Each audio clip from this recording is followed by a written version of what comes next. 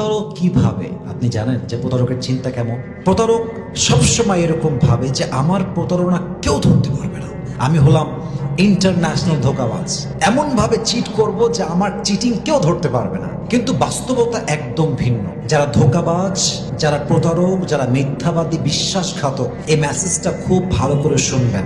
আল্লাহ একদিন না একদিন বিশ্বাসযোগ্য যে নয়, যে বিশ্বাসঘাতক প্রতারক, তার চেহারা, তার মুখোশধারী চেহারা, তার চরিত্র সমাজের সামনে প্রকাশ করে দেয় একজন। বলেন সবাই, তিনি কে?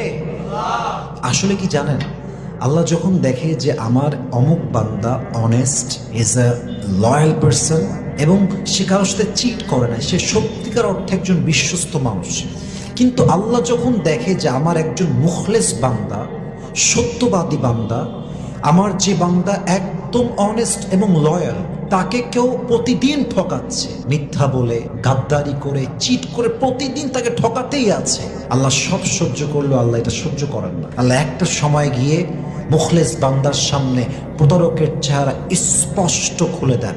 এবং আপনি দেখবেন, যখন আপনার সঙ্গে আপনার সবচেয়ে কাছের মানুষ বেঈমানি করবে, তার এমন এমন বিষয়গুলো আপনার সামনে প্রকাশিত হবে যে আপনি